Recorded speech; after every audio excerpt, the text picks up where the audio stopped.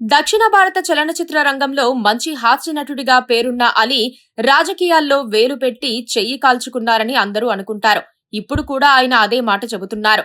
ఎలాంటి పదవి లేదా వ్యక్తిగత ప్రయోజనాలను ఆశించకుండా వైసీపీలో చేరానని, ఏదైనా ఆశించి ఉంటే 1-2 ఏళ్లలోనే పార్టీని వీడి ఉండేవాడినని చెప్పుకుంటున్నారు. తాను చేసిన సేవలకు తగ్గ గుర్తింపు మాత్రం తనకు లభించలేదనే అసంతృప్తిని వ్యక్తం చేస్తున్నారు. 5 ఏళ్లు వాడుకొని వదిలేస్తే ఏ మనిషికైనా బాధగా ఉంటుందని అలీ వ్యాఖ్యానిస్తున్నారు. కాకపోతే అలీ అబద్దాలు చెబుతున్నారన్నది నిజం. వైసీపీ హయాంలో ఆలస్యంగా పదవి దక్కినప్పటికీ అలీకి ఆర్థిక ప్రయోజనం బాగానే అందిందని పార్టీ వర్గాలు చెబుతున్నాయి. ఎక్కడ మీటింగుకు వెళ్లినా భారీగా పారితోషికం పుచ్చుకునేవారని అంటున్నారు. పైగా ఆయనకు హెలికాప్టర్ పెట్టాలట, ఫ్రెష్ అప్ అయ్యేందుకు స్పెషల్ రూమ్ బుక్ చేయాలట. అలీ కాసేపు మాట్లాడి వెళ్లిపోతారు తప్పితే పార్టీ కోసం చేసిందేమీ లేదని కూడా వైసీపీ వాళ్లను ఎవరినడిగినా ఇట్టే తెలిసిపోతుంది. 2024లో వైసీపీ ఓడిపోయిన వెంటనే అలీ తోక ముడిచేశారు. ఇక అక్కడ బావుకోవడానికి ఏమీ లేదని నిర్ణయించుకుని ఆయన దూరం జరిగారు. ఇప్పుడు మాత్రం అమాయక ప్రకటనలు ఇస్తున్నారు. కరివేపాకులా తీసేశారని అలీ చెప్పుకోవడం కూడా విడ్డూరంగా ఉంది. నిజానికి 2019లో అలీకి టికెట్ ఇచ్చేందుకు జగన్ రెడ్డి సుముఖత వ్యక్తం చేశారు. ఆయనకు రాజమండ్రి కానీ సత్తెనపల్లి కానీ ఇవ్వాలనుకున్నారు. వైసీపీ జరిపిన అంతర్గత సర్వేలో అలీని ఎక్కడ పోటీ చేయించినా ఓటమి ఖాయమని నివేదిక వచ్చింది. మీటింగులకు జనం వచ్చి చప్పట్లు కొట్టచ్చేమో కానీ ఓట్లు రాలవని తేలింది.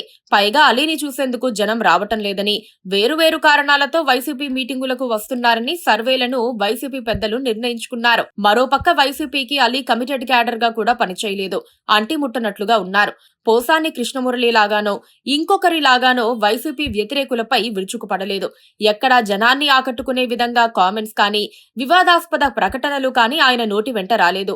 వచ్చిన పని చూసుకొని పోదామన్నట్లుగా 5 ఏళ్ల పాటు ఉండిపోయారు. అలీని ప్రత్యక్ష రాజకీయాల్లోకి దించడం కుదరదని జగన్ రెడ్డికి అర్థమైపోయింది. ఆయన వల్ల పార్టీకి ఏ విధమైన ప్రయోజనమూ ఉండదని జగన్ గుర్తించారు. అయినా 5 ఏళ్ల పాటు తమతోనే విశ్వాసంగా ఉన్నారన్న సానుభూతితో ఎలక్ట్రానిక్ మీడియా పదవి ఇచ్చారు.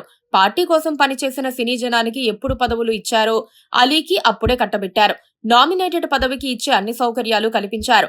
పార్టీ గెలిస్తే అలీకి మంచి అవకాశాలే వచ్చేవని ఇప్పుడు కూడా కొందరు వైసీపీ నేతలు చెబుతూ ఉంటారు. పార్టీ కోసం కనీసం 10 రోజులైనా పని చెయ్యకపోయినా అలీ అంటే జగన్ రెడ్డికి ఇష్టమని కొందరు నేతలు వివరిస్తున్నారు. ఎన్నికల్లో వైసీపీ ఓడిపోగానే తాను రాజకీయాల నుంచి దూరం జరుగుతున్నట్లుగా అలీ ప్రకటించేశారు. 5 ఏళ్ల పాటు వైసీపీలో ఉన్నప్పటికీ టీడీపీని కానీ చంద్రబాబును కానీ ఆయన పల్లెత్తు మాట అనలేదు. అందుకే కూటమి అధికారానికి వచ్చిన తర్వాత అలీని టచ్ చేయలేదు. కాకపోతే ఇప్పుడు పని కట్టుకుని పాత విషయాలు చెప్పుకోవటం, తనకు ఏదో అన్యాయం జరిగిపోయిందని అలీ అనటం కాస్త విడ్డూరమైన అంశమే అవుతుంది. ఇప్పుడు ఆయనకు వైసీపీతో పని లేదు, రాజకీయాలు వద్దనుకున్నారు కాబట్టి టీడీపీతో కూడా అవసరాలు లేవు. అందుకే అలీ ఏదైనా మాట్లాడగలరు.